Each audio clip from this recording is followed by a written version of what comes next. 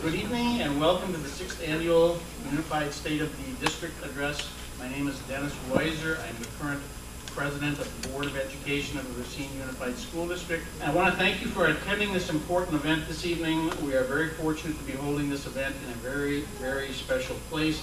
Last year, Waterworks Elementary read over 420,000 books in order to win the Racine Reads Initiative and receive a $100,000 grant for a library makeover. Before the State of the District presentation, there was a celebration here earlier tonight celebrating the opening of the new library. And since tonight's event is all about sharing successes in the district, we'd like to begin the evening by showing a brief video highlighting the efforts of the Waterworks staff to improve student reading skills.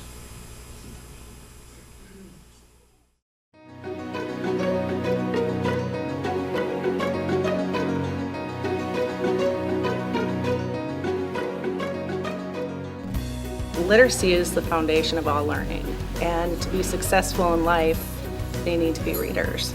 At Waterworks, we're doing a new core instruction, the Readers Writers Workshop, which helps to differentiate reading so every child is reading on their level. We're doing a lot of modeling and mini lessons to show them reading strategies, working in guided reading so it's giving more interventions on specific skills that students need to know. My teacher helps me learn to read by reading with us. The literacy initiative that we started last year really gave us ample opportunities to read independently, gave the kids a lot of time for reading. And we just knew that our focus was going to be on reading, so Racine Reads just came at a perfect time that we could use the two together to just really promote our students reading at any open block in their workday, in their school day. So they're reading nonfiction, they're finding interests that they want to learn more about, whether it be planets or their culture, and they're finding that they can learn more by reading about different topics and themes. We're all structuring the education around the child using tools in a variety of books that the kids are interested in to work with them. We pull them and work with them in small groups on the reading. We have differentiated things around the room that they're doing. They're not all doing the same story, the same week, and the same set of words because they're not all at that same set. I think I'm a better reader than last year because I read now more books. I also see changes in behavior. The kids are really motivated and engaged, and there isn't as many interruptions to the school day. They're really focused and driven, and they love to read. I like reading with my friends because it's fun. We're teaching them things that they not only can use, on one particular book, but in any book that they're reading, they can use the same strategies, whether it be finding the meaning of a word or trying to break it apart in syllables to read it better. So they're really taking life lessons that they can take with them and use in anything. We have time carved out each week to meet with our literacy coach and a title representative and a grade level team. Title I is additional funding provided from the federal government for students that are economically disadvantaged. And we go over the curriculum, we go over assessments, we analyze, and we drive our instruction from what the student assessments are telling us. We're able to bounce ideas off of each other, talk about what strategies are working, what strategies might need to be improved upon, and it just, I think, really helps us all learn from one another. I'm a good reader because I read a lot of books. What I like best about our new library is the books. My favorite thing about the library is the iPad. What I like about the new library is the cafe. When we were designing the space, we went with a literacy lounge theme so that we had a variety of seating available for the kids. We wanted them to be able to choose their workspace, who they work next to, and a variety of different type of seating for all the kids. I think it encouraged the kids. They're using right now every day what they worked so hard for. They saw the payoff. I hear from the students that they're excited about the technology. We were able to purchase 30 iPads for the students to use. We also purchased 3 flat screen TVs. It's been so fun to work in this space because the kids come in and they go, wow, and they look all over and they're thrilled with the flat screens, with the chairs, with the fun purple couch is very popular. In the space, they're so excited. I just think the teachers here have worked so hard, and the students too, and the culture of the school has completely shifted. And I love that Racine Reads came along at this time, that we have our opportunity to share with everybody what we've been doing and just how much of a success it could be. I want to thank S.C. Johnson for challenging all the children to read so many books. It fit right in with our initiative of reading, and the kids are still reading. To get that in our library and to want that was wonderful, and it really coincided well with everything that we were doing, because reading's so important here at Waterworks.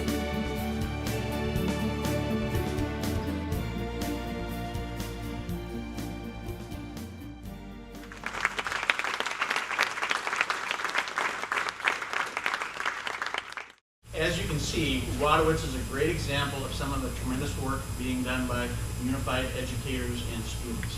This library is the result of their hard work. Earlier this evening, we recognized all those who were part of making this library possible. Right now, without going through a lot of introductions, of those people that were recognized at the opening ceremonies, if you would just stand up, we'd like to give you a round of applause again. Anybody? Chad Chapin?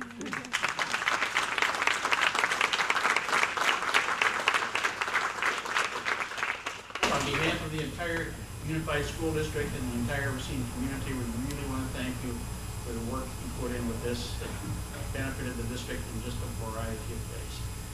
Tonight, you will hear from 3 community leaders who all recognize the value of working together in order to improve outcomes for young people in Racine. Over the past year, Dr. Laing has reached out to Mayor John Dicker for support in efforts to improve unified achievement through programs, partnerships, and initiatives. Mayor Dicker has stepped up to the challenge each time, and we really need to thank him for that. This evening, he has once again graciously agreed to partner with the district in a joint message about collaborating for success. Please help me welcome Mayor John Dicker.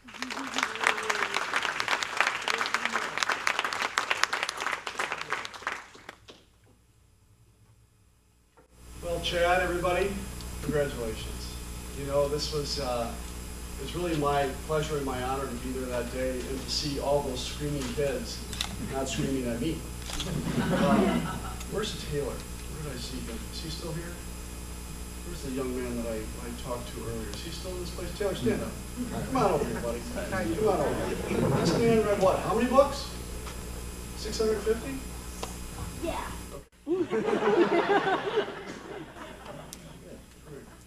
650 books.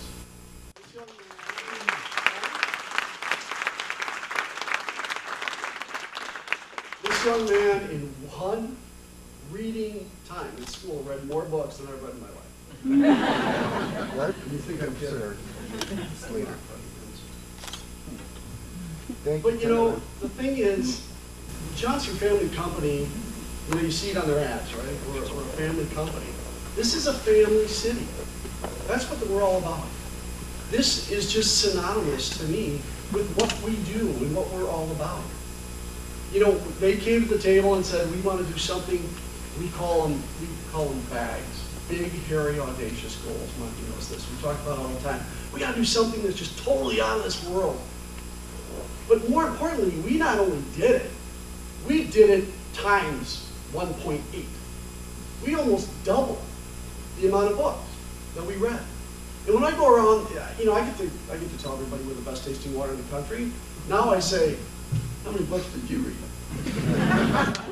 And I see cities like Philadelphia going, you read how many books? I'm like, yeah, we're a little itty-bitty town, and we kick your butt.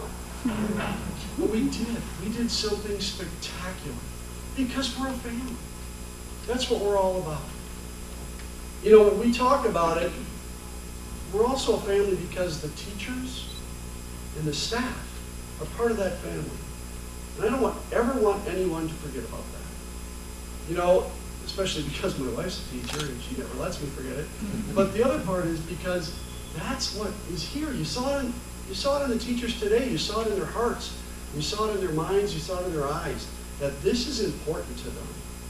We should never undervalue that dedication, the staff's dedication, the principals, the the school board, everybody who's working, because this is our future. You know, the man that just sat next to me, that's our future. That's what we work for. So what is the city doing? Well, we're blessed with Ann. And when we started talking right from day one, we just saw this real melding of the minds. That it's not enough to talk. We don't have a lot of time. She's a lot like me. We're very impatient people. And in a good way. Because we want to see change, and we don't want to wait for it anymore. And we don't want any more excuses. Because, like I tell my city staff, listen, we are the people who work for the residents of the city. And we all work for our kids.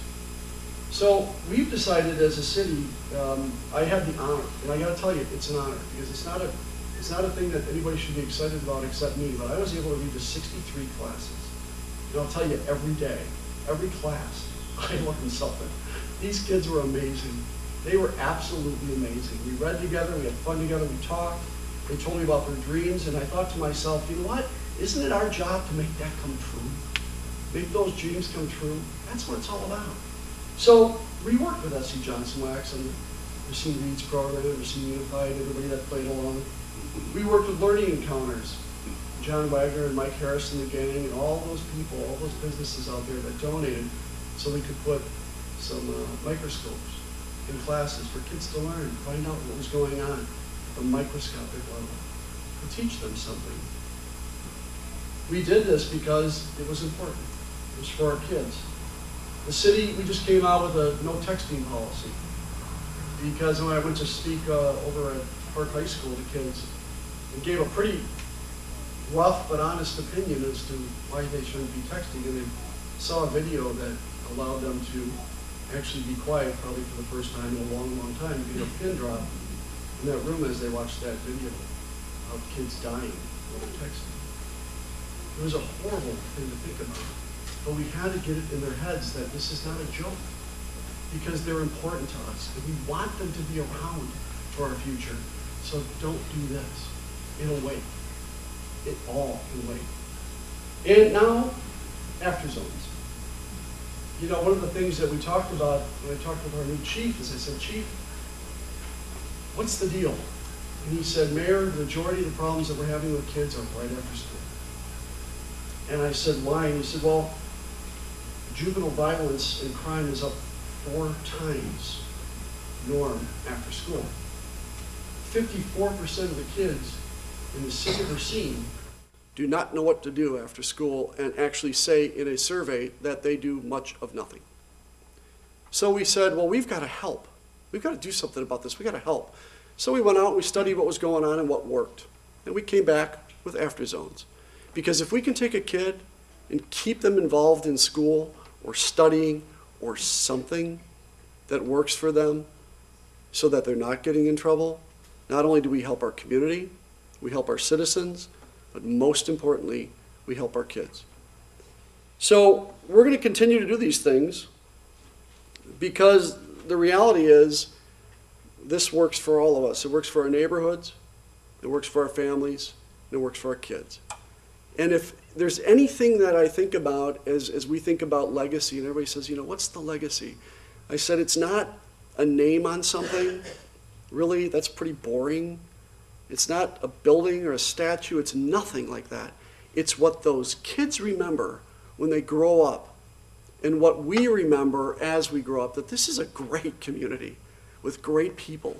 And when the kids grow up and go to college and say, I want to come back to Racine, we won.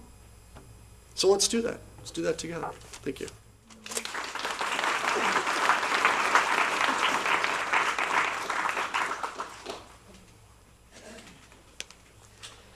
Thank you, Mayor Durkett. United Way of Racine County, under the leadership of Dave Maurer, is an integral partner in Racine Unified's efforts to improve student achievement. Dave Maurer is an ambassador for community collaboration and working together for change.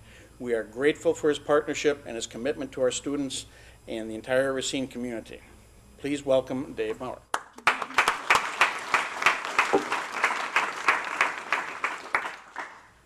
All right, who made me follow the mayor? Fantastic message. John. I really appreciate it. Well, we have had partnerships with Racine Unified School District and other school districts for a number of years, but really with Ann's leadership and the kind of things that we're able to do to kind of meet one of our main priorities in education is a partnership with Racine Unified. I want to mention a couple of other things before I start talking about the latest initiative, but for a number of years we've run an initiative kind of called Youth as Resources. Youth as Resources has mostly Racine Unified School District or school students as their board of directors that are doing community service by giving away dollars to projects that other kids design.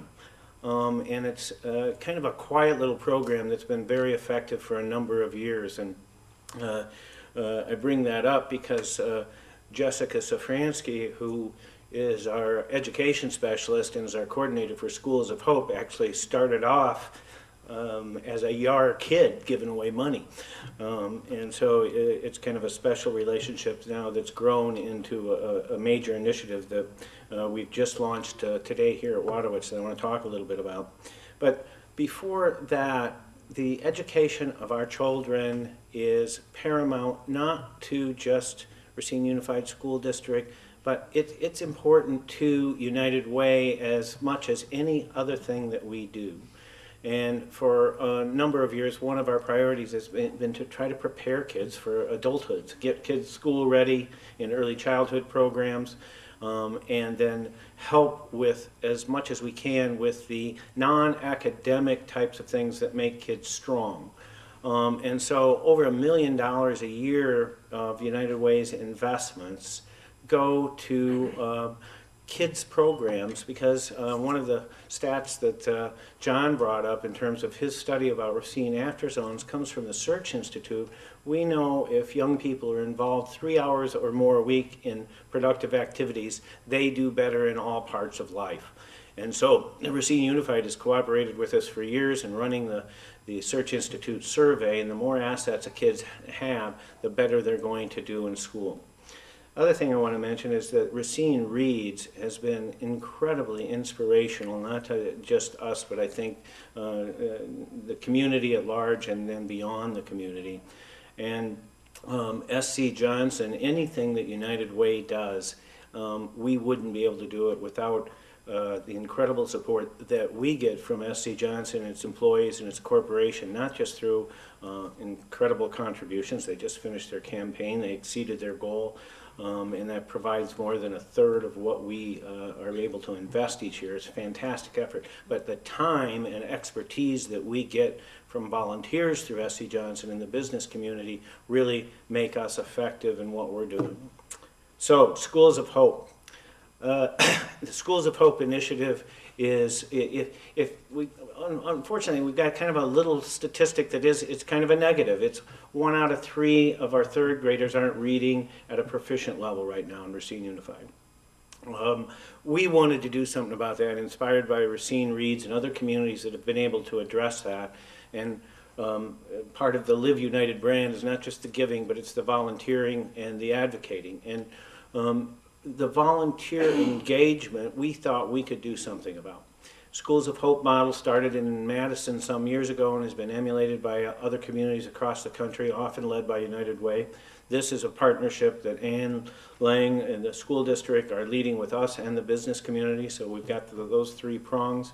And what it does is put volunteer tutors in kindergarten, 1st, 2nd, and 3rd grade classrooms once a week, sometimes twice a week for a student, reading to them for an hour and having them read to them, and really just enriching that experience and working with them, and then measuring the progress over time.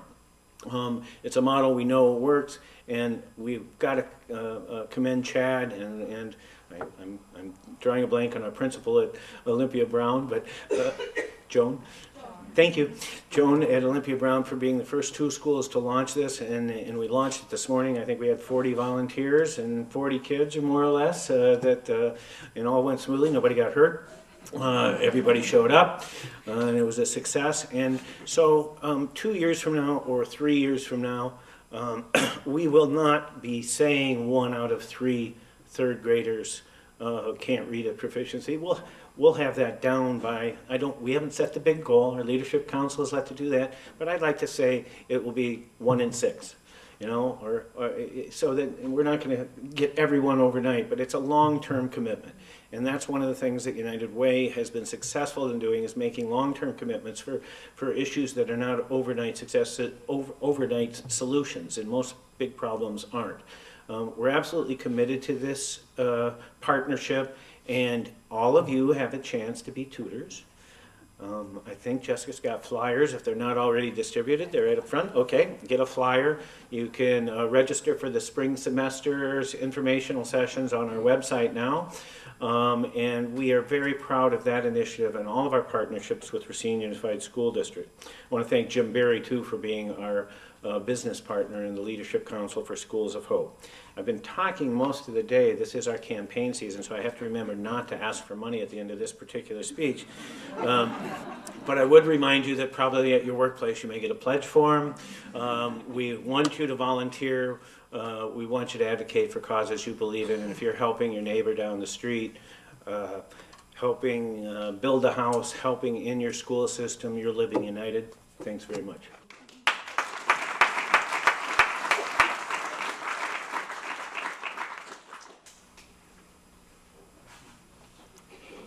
Thank you, Dave, for being here this evening and for being there for the students of our community when they need help. It is only when we work together that we see significant improvement in our schools and our community. And nobody understands that in this room better than Superintendent Laing. Dr. Laing has worked diligently over the past year to build partnerships in the community and to focus our collective efforts on improving outcomes for all students. Tonight she will share some of those positive outcomes and will describe the efforts being made to make sure that the improvements continue. Please join me in welcoming Dr. Laing.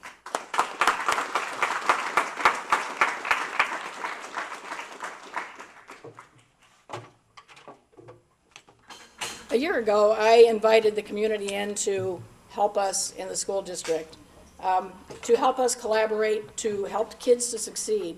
And in February, we invited Jamie Vollmer to come to the district, and he talked to more than 1,000 people in the community about schools cannot do it alone and what people in the community could do to support education for students. In that past year, in the year that's followed, we've had a number of collaborative efforts. I've really appreciated working with the mayor's office with the After Zone program and talking to him about what we need to do to work on helping kids to succeed. I've also really appreciated United Way's support of families in lots of ways.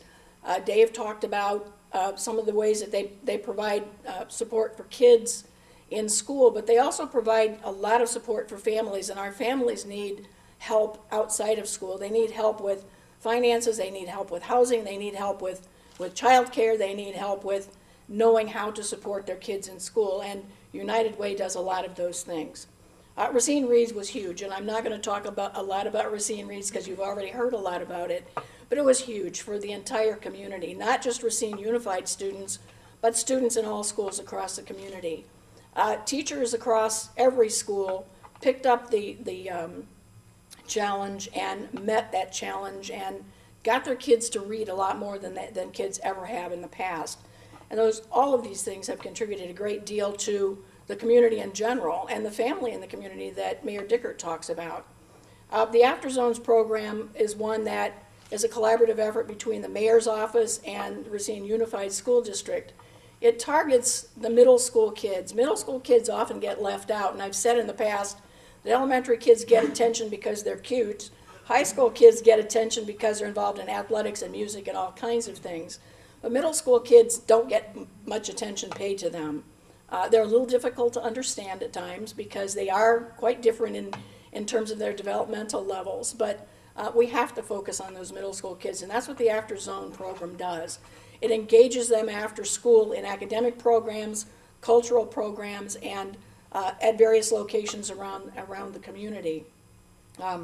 Kathy Dunkerson, who worked for the mayor's office, she's our employee who worked for the mayor's office, told me that there are 2,000 students currently involved in the After Zones program, which I think is huge. It's a brand new program and it's serving quite a number of kids. And certainly we have more than that at the middle school level, but 2,000 is a huge number to get engaged in after-school programs, to give kids a purpose, to give kids activities, to enhance what they do during the day, and to make sure that they're engaged in a much more productive way. Science equipment that Mayor Dickert talked about was donated to us through John Wagner. John Wagner is a person who owns a company in the community called, I gotta look at this, Learning Encounters. He made it his job to raise money in the community to provide science equipment to teachers. And what I'm hearing from Ron Viola is that last year the kids and the teachers were very excited about getting the equipment, and they've been using it very productively. They have microscopes and telescopes. They can look at things through the microscopes and explore very tiny world, and they can use the telescopes to explore the heavens. So the kids and teachers are very grateful to have those, and has really changed what kids and teachers do in terms of hands-on activities. Middle school kids are not sedentary people. They don't like to sit still. They like to move around. And with this kind of equipment, they get to be engaged. They get to be productively engaged in projects. So we're grateful to John Wagner for what he did with the science equipment and science program, and also to the businesses that contributed to that. He worked very hard to acquire $39,000 to provide the equipment to our middle school students. All of that equipment is being used in conjunction with our curriculum at 6th grade and at 8th grade. The School Readiness Coalition has existed for 3 years. This is the 3rd year they've been in existence. And I have to talk about them again because they've done a tremendous amount of work to bring together all of the entities that provide early childhood programming in the city. We all used to view ourselves as rivals, and we don't anymore. We view each other as a cohesive, cooperative, collegial group of people focused on improving early childhood education. We've got new goals for early childhood. We've done a lot of professional development for early childhood, and all of that is a result of a collaborative effort between all of the community agencies and the Johnson Foundation. And again, they're accomplishing great things in early childhood education, serving 3- and 4-year-olds. And the next step is to start talking to kindergarten teachers about what are they looking for in terms of skill development and ability to cope with classroom environment for these kids when they get to kindergarten. So we can create a more positive transition between 4-year-old kindergarten and 5-year-old kindergarten. So again, all of those, and there are more efforts that have been put forth, but these are things that have had a huge impact on what we do in the school district. The message tonight is some good news. At the elementary level, we've had a number of successes. We have some schools that have been designated by the state as high value added schools. That means these schools are outperforming other schools with similar populations. Their kids are doing better in these schools. And those schools are Olympia Brown, North Park, Jefferson Lighthouse, Red Apple, Pratt, Dr. Jones, Westridge, Mitchell, and S.C. Johnson. A couple of things that are common among those schools is that they are heavily focused on curriculum and the delivery of instruction and making sure that kids get sound instruction and make sure that they do interventions with kids who need extra help. Interventions can be a whole lot of things that fit the needs of the kids and make sure that they get the instruction they need to understand the concepts being taught. So we congratulate those 9 schools for being selected as high value added, and that's based on their test scores from the WKCE. We also have 3 elementary schools that were designated as schools of recognition by DPI. These are Title I schools that are working very diligently to close the achievement gap between majority students and minority students. And I have made a statement several times that white kids are no longer the majority in our school district. I think 46% of our kids are white. The rest of our kids are not white. And we need to make sure that all kids get the education that they need. And these 3 schools are making sure that they do that. There are some common things that these schools are doing also to focus on that improvement that we need to see. Some of the common elements are strong leadership in the schools. Principals who've worked very diligently with their staff to set goals and to work with the staff to make sure that they attain those common goals. Collaboration among staff, collaboration at grade levels and collaboration between grade levels to make sure everybody understands the needs of the kids and understand how the data that we have about student test scores is connected with instructional practice, and making sure that kids get interventions to help them along the way to make sure that they're understanding everything that's being taught. They also have a belief that all students can learn. That may sound shocking to some of you who aren't in schools, but we have had some people in the past who wrote off certain populations because they didn't think they could learn very well or couldn't learn at the same rate as everybody else. But we know that's not true. If they're given the right kind of instruction and the support that they need, and they're given interventions, we know that they can learn. And they can learn the same concepts everybody else is learning. And I'm talking about majority kids, minority kids, I'm talking about students with disabilities. And we know from inclusive practices that our students with disabilities have performed at much higher levels when they're included in the regular classroom than they used to when they were off in segregated classrooms. So we're seeing improvement across the board with lots of kids in these schools. And again, the common elements that these schools have are making a difference for the kids. They also have a strong focus on curriculum and instruction, just as I said about the 9 schools that are high value added. All of that comes together to produce higher test scores and higher levels of student achievement. Jurstead Aggerholm was selected by the federal government this year as a blue ribbon school. They have worked very hard to close achievement gaps. They are one of the schools that was also a school of recognition. And at Jurstead, the one thing that may be a little different from some of the other schools is that they put a strong emphasis on the use of technology. I'm not saying the other schools didn't, but I do know that I went to Jurstead and observed what they were doing, and they were using smart boards and iPads very effectively to engage students in learning. So congratulations to Jurstead, Roosevelt, and Westridge on being selected as schools of recognition, and to Jurstead Elementary for being chosen as a national blue ribbon school. At the kindergarten level, we've seen some improvements in the ability of students to read at the first grade level by the end of kindergarten. As you can see, we've had improvements in every group of students except students with disabilities at the kindergarten level. I'm not quite sure how to explain that, that group has not improved as much as we would expect, but the other groups have improved, and in some cases rather significantly. We've got a long way to go to get where we need to be because we want 100% of our students to be able to read at first grade level when they leave kindergarten. However, this is progress, and we're seeing students do a better job. At the third grade level, we have reading proficiencies that have improved, and some of them rather significantly. The improvements that I see are white students went up by almost 5 percentage points. African American students went up by almost 5 percentage points, and students with disabilities at the third grade level went up 6.9 percentage points. So this is progress. Again, we've got a ways to go because we want all of our kids to do better. We want all of our kids to be proficient by the end of third grade. As you heard before, that the Schools of Hope is focusing on primary grades in terms of interventions and tutoring, because we know that from research that if kids can read at grade level by the end of third grade, they are going to continue to be successful in school.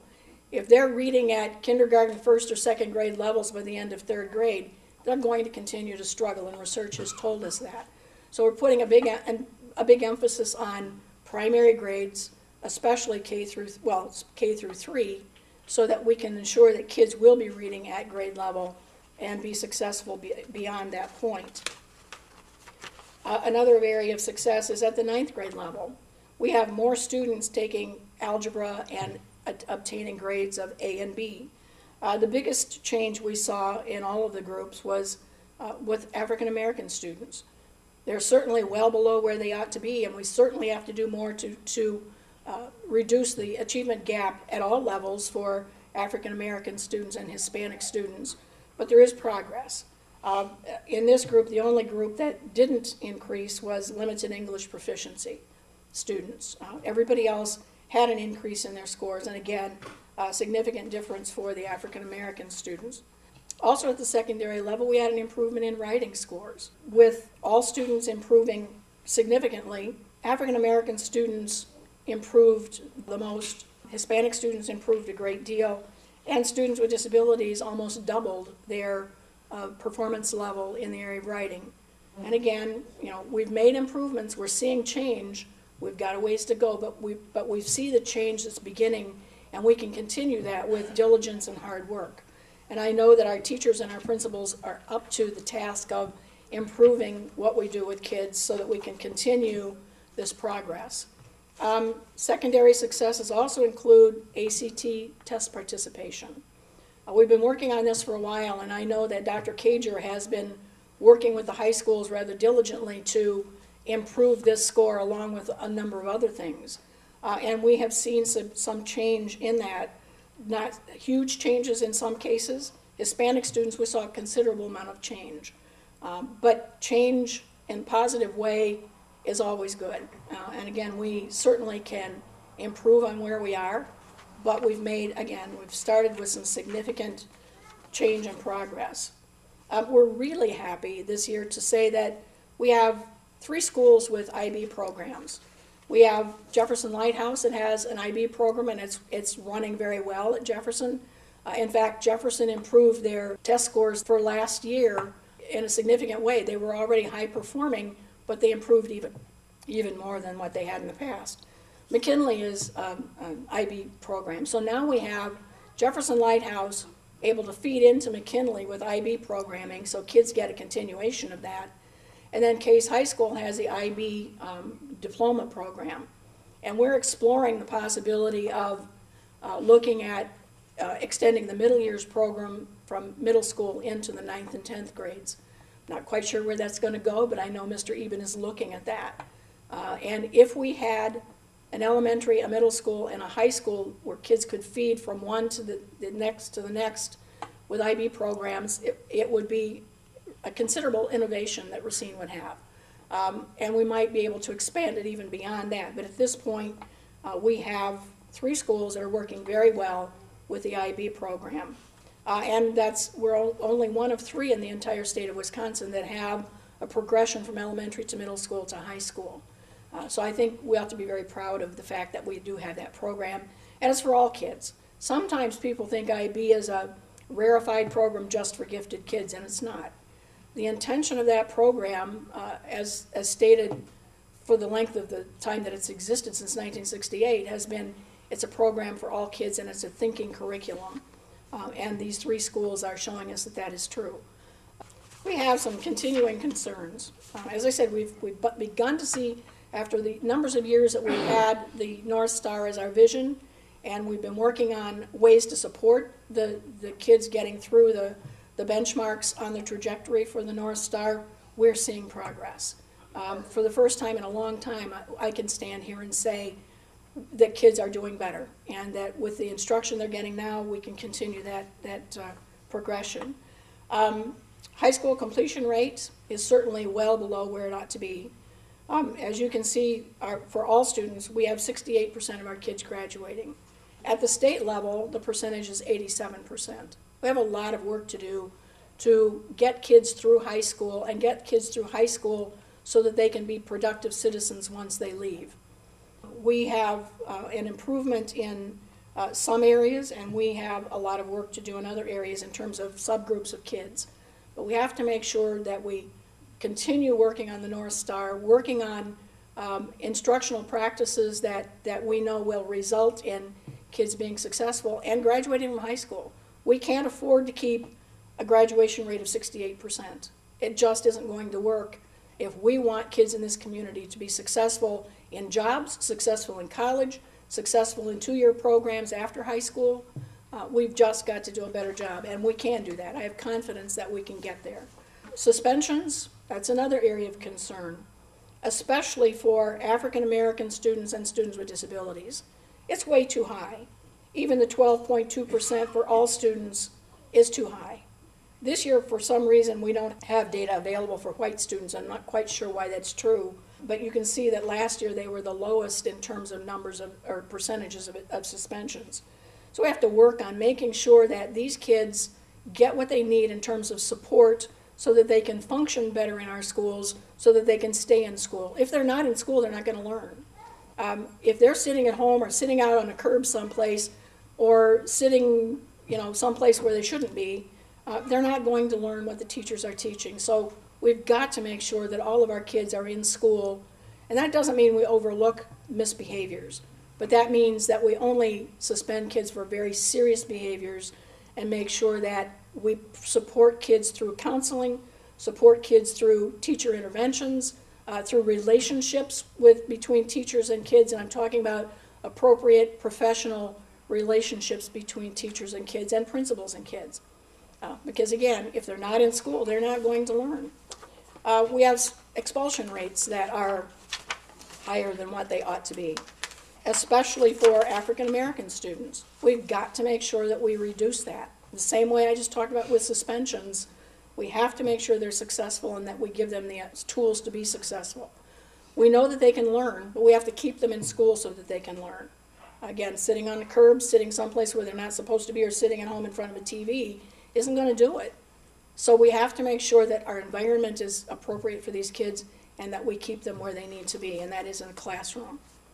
Now, I've said we've had some successes and we've got some work to do. We have some areas of concern that I just talked about. And we have a way of getting us to that, to improve what we're doing so that we can get to a higher level of performance for all of our kids. It's called Foundations for Instruction. We have a vision, and I think all of you probably have heard about the North Star. And the tenet of the North Star is to have all of our students graduate from high school career and or college ready. And I talked about that a little while ago, that we want kids to be successful in jobs, we want kids to be successful in two-year programs if that's what they choose, or successful in college. We have a major goal to move us toward that vision, and that is to consistently implement instructional practices with fidelity to prepare every student to meet the benchmarks on the North Star trajectory. On the North Star trajectory, we have benchmarks for mathematics, for reading, and for writing. Those are the underpinnings of all learning, and those are things that kids absolutely have to have if they're going to succeed. If they're missing any of those, they're not going to be successful in high school long term. We have 3 strategies that will help teachers to deliver the instruction that we need to help the kids reach those benchmarks on the trajectory. One of them is called SchoolNet. It's a resource that teachers can use to gather data about student performance. It's got test scores, it has other information about students that teachers can pull up and look at to use to inform instruction. Use data to plan lessons based on desired outcomes. They can use it to determine which students need interventions. They can also use it to determine which students need differentiation, which students need different ways of learning, different tools to be used to help them understand what they need, give them more time on task. The next strategy is the instructional framework. The instructional framework includes a number of things. One is an understanding by design, which is a unit planning system to help teachers help kids learn what they need to learn to transfer into other situations, other environments, other subject areas. Understanding by design works within the standard-driven curriculum to help teachers clarify learning goals, devise revealing assessments of student understanding, and craft effective and engaging learning. Response to intervention is something that we've been expected to do for about 7 years, and we haven't gotten there along with the rest of the nation. It was built into 3 different federal laws. One of them was ESEA, Elementary and Secondary Education Act, and nobody did anything with it. It just kind of sat there and people ignored it. Then it got built into No Child Left Behind. It got ignored again. So the federal government and the state decided, well, if we're going to force schools districts to do this, we're going to embed it in special ed law, because there's no way you can say no to special ed law. So they put in a provision that we can't diagnose any kid as having a learning disability unless we've gone through the process. RTI is a process where we provide appropriate instruction to all of our kids at the lowest level. If kids aren't succeeding there and have some difficulties, we then at the next level provide interventions. And at the elementary level, those interventions are already built into our reading and math programs. At the secondary level, the teachers have to devise those a little bit more on their own. But the interventions are extremely important. You've heard me talk about the schools that are being successful are using interventions with kids who need extra support and extra help. The third level of intervention is for kids who are struggling a great deal. And that's a very small percentage of our population. So that they get more intense, scientifically based interventions to help them to do a better job at school and to understand what's being taught. Differentiation of instruction is simply saying that kids learn in different ways, under different circumstances, and that we have to accommodate that. The teachers are working with kids with different approaches. They're using more technology with some kids. They're reviewing things with some kids. Some kids get more time on task. Some kids get tutors. And so all of those kinds of things help us to differentiate how we're presenting things. If we present the same thing to all the kids all the time, there are going to be some kids left out. In the past, we taught to the middle, and that's all. We ignored the top, we ignored the bottom, and taught to the middle, and if the kids didn't get it, oh well, too bad. That's not where we are right now. Where we are right now is making sure that every kid gets exactly what they need to succeed in school. Part of differentiation is inclusive practices, which some of you may know about. Those are practices that we have used traditionally with students with disabilities. However, when we started using those, we found out that the other kids in the classes responded well to those and benefited from those interventions. Culturally relevant pedagogy, making sure that our teachers and our administrators understand that kids from different racial backgrounds and different cultural backgrounds have different needs and come to school with different understandings of things. And we have to make sure that everybody is presenting things to kids in a way kids can understand. Language is sometimes different. The way they use words is different. And we know that kids in poverty come to school with something like 50,000 fewer vocabulary words than middle-class kids. We have to accommodate that. We can't assume that every kid knows the meaning for every single word we use. So we have to make sure that we know what the kids understand and make sure that we're accommodating their needs through any means that we have to do that.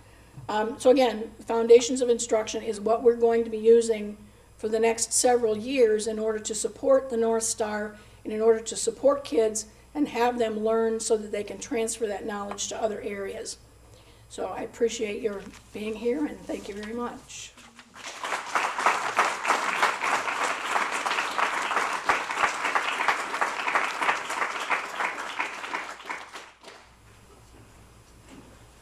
Thank you, Dr. Laing, for your presentation tonight and for all you've done for our district. And a special thanks to all of you in the audience for coming tonight to our State of the District meeting. Your effort to be here demonstrates a commitment to being a partner in supporting the students of Racine. We hope you continue that support, and thanks again for coming. Have a good evening.